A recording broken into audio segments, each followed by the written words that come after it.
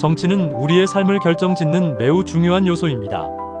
어떤 정치인을 뽑느냐는 그래서 중요합니다. 지난 시민방송은 지방선거에 출마 의사를 밝힌 후보들을 계속 검증하고 있습니다. 저희는 후보를 홍보하는 게 아닙니다. 그들의 공약을 검증하고 국민께 알리고 영상으로 남겨 당선 후 반드시 실천하게 만들려는 것입니다. 새해가 밝았어요? 예. 새해가 밝았습니다. 예. 좋은 일 많이 생기시길 저도 바라고요. 군수 출마를 선언하신 게 언제였죠? 직접 출마 선언한 것은 아직 없고 제가 한 2년 반 정도 조용히 지인들 만나면서부터 시작해가지고 활동을 한 것 같습니다. 어쨌든 선거를 목적으로 주민들 계속 만나 오셨잖아요. 주민들로부터 여러 가지 이야기들 또 주문들 들으셨을 텐데 어떤 이야기들을 주민들이 주로 하시던가요? 재밌는 얘기지만 예. 감옥 가는 군수 되지 말아라. 아이고 중요한 얘기입니다. 감옥 가는 군수 많거든요. 예. 그 얘기를 어르신들이 참 많이 해주시더라고요. 그게 아마 어르신들한테도 상처가 됐을 거예요. 예. 지역을 위해서 일 잘 해달라고 뽑아줬더니 자기 욕심 차리다가 감옥까지 가고 그런 일들 정말 생기지 말아야죠. 또 국민들께서 후보님에게 뭐 주문하시는 것도 있었을 것 같은데 어떤 말씀들 많이 하시던가요? 처음에 제가 어르신들 이렇게 만나 뵐 때는 좀 특이한 놈이 나타났다. 다른 사람들은 안 하는 얘기를 거침없이 한다. 이런 말씀들을 많이 하시더라고요. 그러다 보니까 요즘에는 사납다 하는 얘기도 많이 하고 그러는데 반대로 공약이라든지 현안에 대해서 하는 시간 아니면 굉장히 부드러운 사람이다. 저 사람은 항상 웃고 다녀.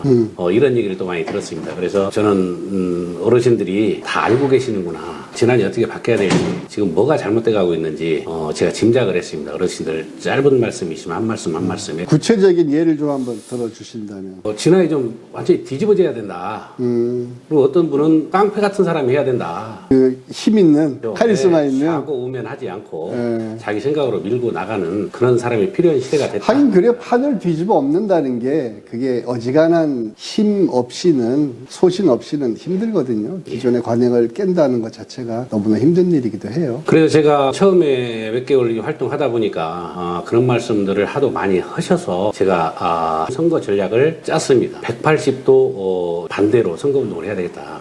그래서 보통 선거에 출마하는 사람들이 농협장이나 지역의 무슨 장이나 이러신 분들을 먼저 찾아가고 노인회장이나 이장님들까지 다 찾아가서 도와주십사 그러는데 저는 반대로 했습니다. 평범하게 사는 사람들, 뭐 상인들 이런 분들 찾아가서 허심탄회하게 대화를 했고요. 하루에 많은 사람 안 만났습니다. 한 명 아니면 두 명. 그분들하고 1시간, 2시간, 3시간 같이 있었어요. 그래서 모든 질문을 좀 받고 싶습니다. 이런 말을 제가 먼저 했어요. 제가 처음에 지난해 상주를 하면서 다니다 보니까 왜 군수 출마했냐 물어보는 사람이 거의 없었습니다. 어떤 얘기들을 많이 했냐, 선거 브로커라고 하시는 분들이나 선거의 전문가라고 하시는 분들이 저한테 찾아와서 그러더라고요. 돕겠다. 그런데 선거 방법은 말 많이 하지 말아라. 공약 얘기하지 말아라. 그냥 인사만 잘해라. 기존의 방식이죠. 그렇죠. 네. 그래서 제가 과감하게 말씀드렸습니다. 그분들한테. 저는 그러면 군수 출마 안 합니다. 지난 국민들이 이제는 바뀌어야 됩니다. 지난 국민들이 왜 군수를 출마했냐 한수용이한테 물어봐야 되고 한수용 이외에 다른 후보들한테도 왜 군수에 출마했는지 다 물어봐야 된다. 제가 이렇게 말씀을 드렸습니다. 그래서 어떤 사람이 진안을 위한 비전을 가지고 있는지 이것을 먼저 아시고 선택을 해주셔야 이제 진안이 바뀝니다. 이런 말씀을 드렸어요. 그래서 완전히 반대로 선거운동을 했다. 이렇게 말씀드리겠습니다. 네.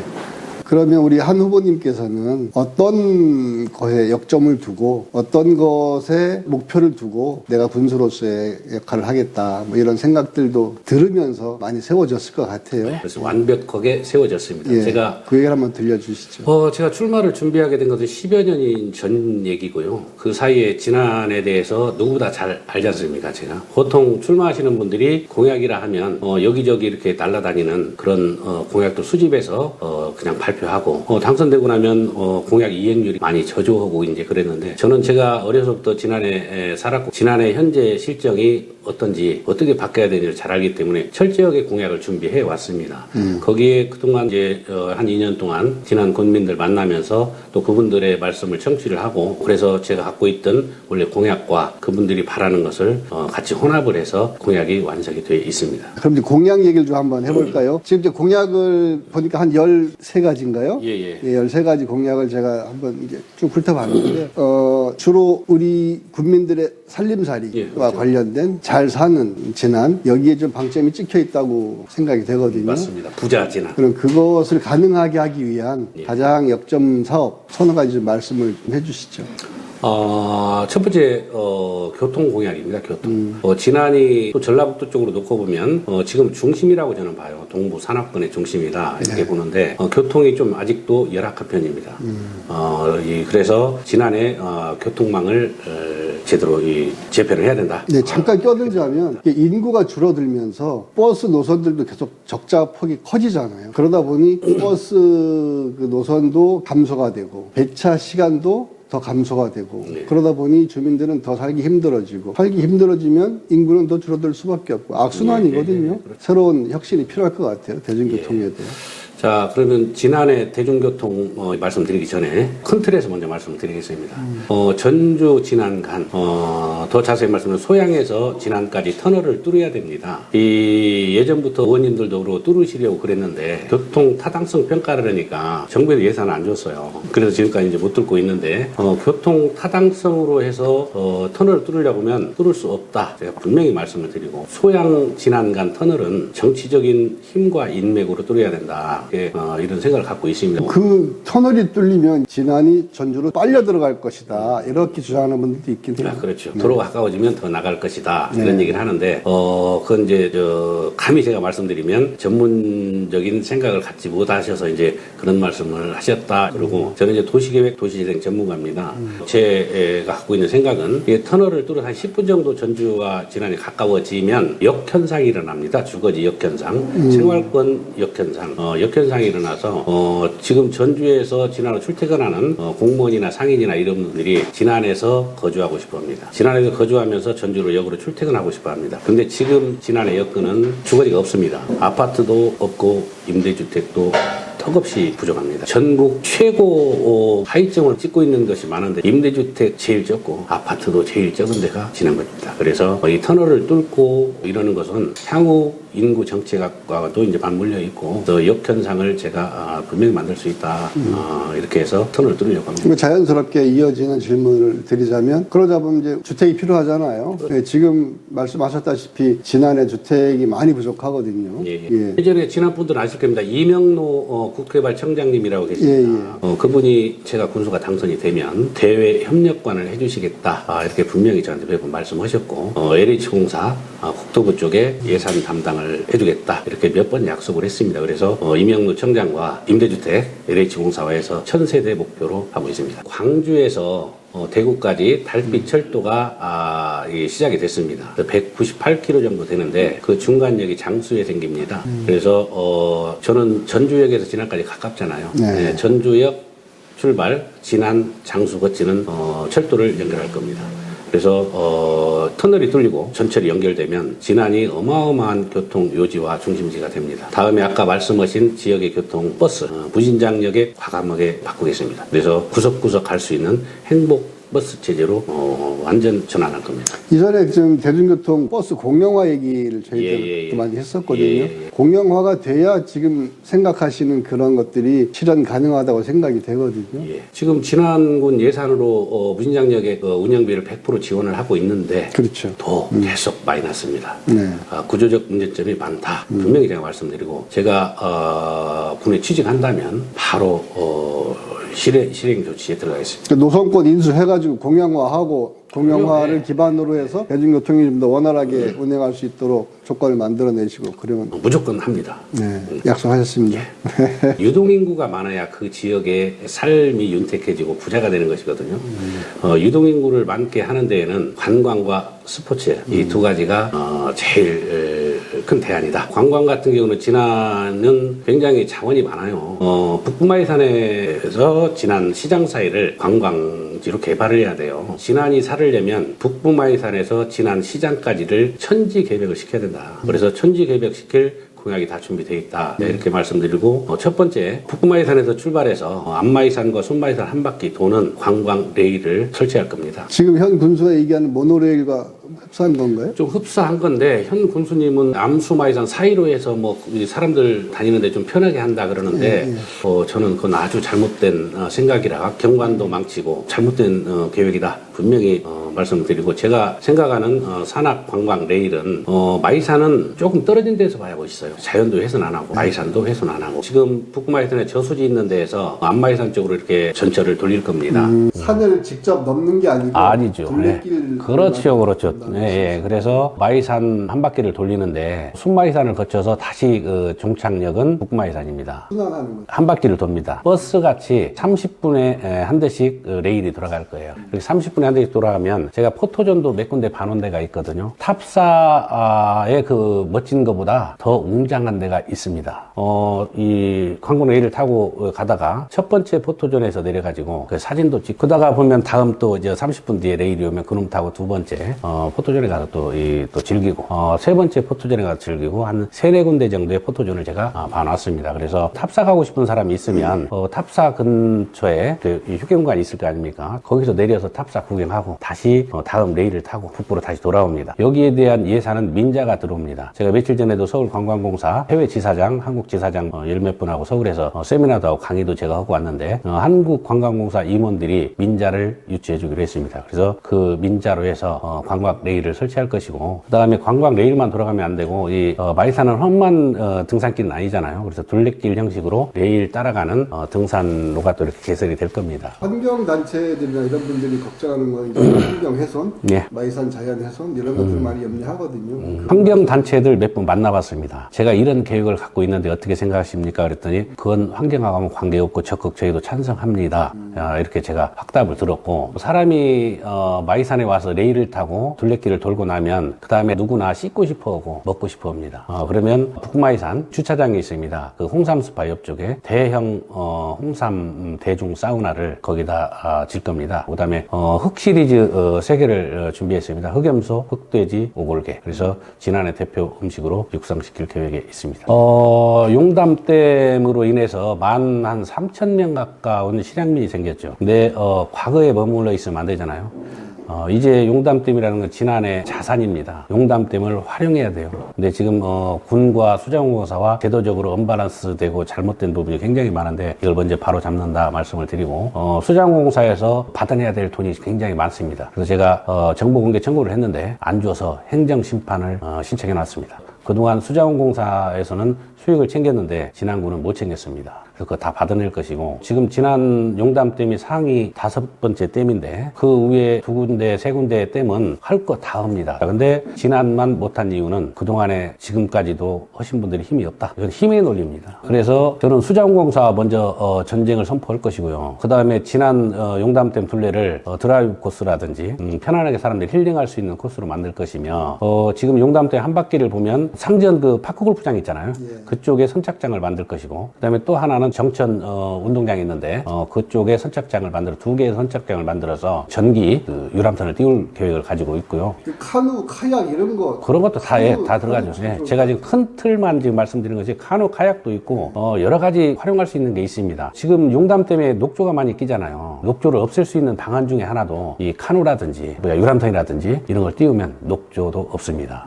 예, 식수원이잖아요. 네, 녹조 있는 것보다 녹조 없애는 이런 사업이 충분히 한데 저는 자신 있습니다. 그 다음에 용담댐 주변으로 천반산이 있습니다. 정열입의 대동세상. 이재명 대통령의 정치 철학이기도 하죠. 그래서 유람선을 타고 천반산을 거쳐서 주천에 가서 운이람 반이람 그 다음에 거기서 구봉산까지 관광 코스로 연결할 계획을 가지고 있습니다. 진안이 농업 도시잖아요. 예, 예. 농사 인구가 한 7, 80% 되지 싶습니다. 예, 예. 농사 짓는 분들이 마음 놓고 농사 지을 수 있는 사실 그런 게 필요하거든요. 예, 저는 농어민 기본소득 얘기도 하고 농민들은 농사만 지면 그 수확물들을 행정에서 팔아주는 것에서부터 그분들의 마음껏 농사 지을 수 있도록 생계 지원 같은 것들도 해주고 이럴 필요가 있다고 보는데 우리 후보님의 농업 공약은 어떤 것들이 지금 지난해 보면은 데이터가 없어요. 진안군 농업에 대한 10년의 데이터가 있으면 10년의 미래가 보이는 겁니다. 이 대표 농작물 이런 거에 대한 가격이라든지 어느 해 뭐 날씨가 안 좋아서 농사가 안 됐다라든지 여러 가지 이런 데이터를 축적을 해놓으면 앞으로 지금부터 10년 미래가 보이는 거예요. 20년치 데이터를 갖고 있으면 20년 미래가 보이는 겁니다. 이게 시작이고 기본입니다. 농업정책에. 그리고 지난해 농산물은 상추만 예를 들어도 전주 상추하고 틀립니다. 그래서 지난해 농산물을 저는 고가정책을 갈 거예요. 그럼 고가정책을 가려면 어떤 방법이 있냐? 먹어봐야 맛을 아는 거예요. 제가 관광이나 스포츠나 이런 부분에서 유동인구를 늘릴 것이고 그러면 이 사람들이 와서 먹어볼 수 있는 진안 농산물로만 만든 뷔페 식당을 준비하고 있습니다. 그러면 이 사람들이 와서 먹어보는데 신뢰를 줘야 되잖아요. 먹거리는 신뢰입니다. 그게 성공의 첫 번째 조건이라 이분들이 오늘 먹는 쌀 이거 누가 농사를 졌는지 배추, 김치, 고추 이 나오는 반찬은 누가 농사를 진 것인지 이력제를 할 것입니다. 그러면 사람은 뇌가 자극이 되면 더 맛있는 거예요. 신뢰를 주면 또 비싸게 팔아도 사갑니다. 그래서 직접 신뢰하고 먹어볼 수 있는 식당을 뷔페 식당을 저렴하게 준비하고 있고 그 다음에 그 옆에 이 로컬 푸드가 붙어야 돼요. 지금 지난해 정책이 잘못된 게 로컬 푸드가 전주에 생기고 지금 조그만하게 농협 옆에 생겼는데 스케일이 커야 됩니다. 지역 농산물을 팔려면 지난해 1호점 로컬 푸드점이 있어야 돼요. 그래서 제대로 된 대형 로컬 푸드점을 신설할 것이다. 과감히 말씀드리고 그 다음에는 이제 큰 유통으로 가는데 이 유통 체계망을 설치를 해야 됩니다. 그래서 먹어보고 사간 사람들이 다시 재주문할 수 있게 이걸 유통을 시킬 수 있는 유통 체계가 필요합니다. 생산에서부터 소비에 이르기까지 그렇죠. 그 모든 과정들을 군에서 군에서 관여합니다. 그래서 군에서 관여하지 않으면 가격도 하락이 되고 비싸게 받을 수 없고 유통에 차질이 생기기 때문에 철저하게 데이터부터 시작해서 유통까지 직접 제가 관여합니다. 그 현 정부에서 많이 지금 얘기하는 것들이 주민 자치 아닙니까? 지역을 어떻게 변화시킬 것인가에 대해서 스스로 기획한 다음에 그것들을 행정에 요구하면 행정에서 그걸 반영해서 정책으로 세워내는 그런 주민 자치에 관한 것들을 좀 강조하고 있고 우선 주민자치회로의 전환에 관해서 한번 앞으로 이 주민자치회로 가야 될 것은 시대적 사명이고 그렇게 가야 됩니다.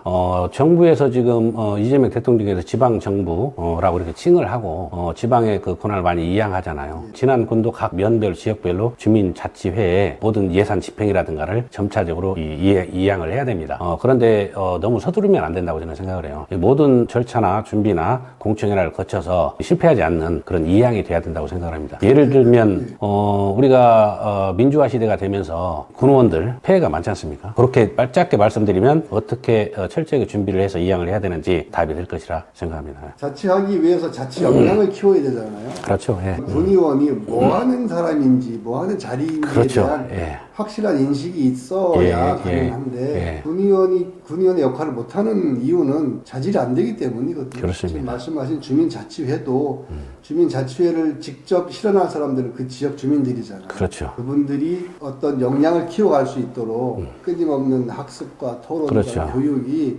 그 민주시민교육이라고 통칭해서 말씀드리자면 그런 민주시민교육이 좀 일상적으로 이루어지는 또 솔직히 말씀드리면 우리 너무 공부 안 해요. 내 지역을 어떻게 변화시킬까에 대한 고민도 사실은 그렇게 많이 안 하시는 것 같아서 그게 좀 안타깝거든요. 기본소득을 가능하게 하기 위한 구체적 실행 계획들이 좀 필요하잖아요.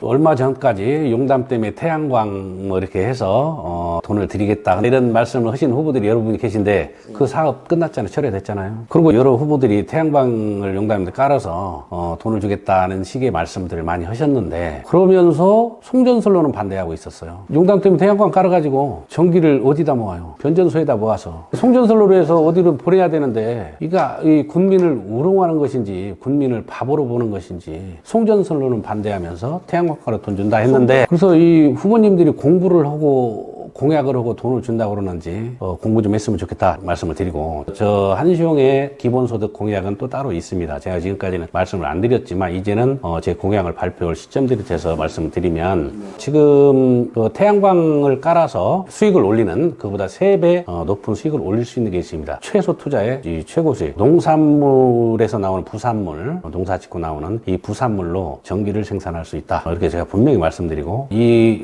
전기는 똑같은 돈을 투자했을 때 3배 이상의 전기를 생산할 수 있다. 이렇게 말씀드리고 금액은 보통 한 300억 정도 투자 금액이 들어갑니다. 무주, 진안, 장수 이쪽에 농업 부산물로 이 전기를 생산하면 지금 1년에 한 30억 정도 수입을 지금 예상하고 전문가들하고 이렇게 다 대화를 하고 준비한 계획입니다. 1년에 한 30억 정도 300억을 투자해서 수입이 생긴다. 이것을 국민 기본소득으로 드리겠다. 이렇게 말씀드립니다. 이제 실현 계획까지 철저히 준비되어 있습니다. 교육 얘기 좀 한번 해볼까요? 아, 예. 네, 교육이 중요한데 네. 교육에 대한 정보들이 좀 부족하셔서 그런가 교육 얘기 제가 여쭤보면 명쾌한 답변들 못 하시더라고요. 제가 명쾌한 답변 드릴게요. 그러니까 지금 소규모 학교들 예. 전교생 10명 미만의 예. 학교에서 아이들이 고통받고 있다고 저는 생각하거든요. 맞습니다. 그 피해보고 소규모- 있습니다. 소규모 예. 학교들 어떻게 예. 지금 그 소규모 학교는 하루라도 빠르게 통합해야 됩니다. 통합이 그게 답입니다. 그런데 어떤 후보님들은 뭐 명확한 답은 안 드리고 아직 통합할 시기가 아니다 그러는데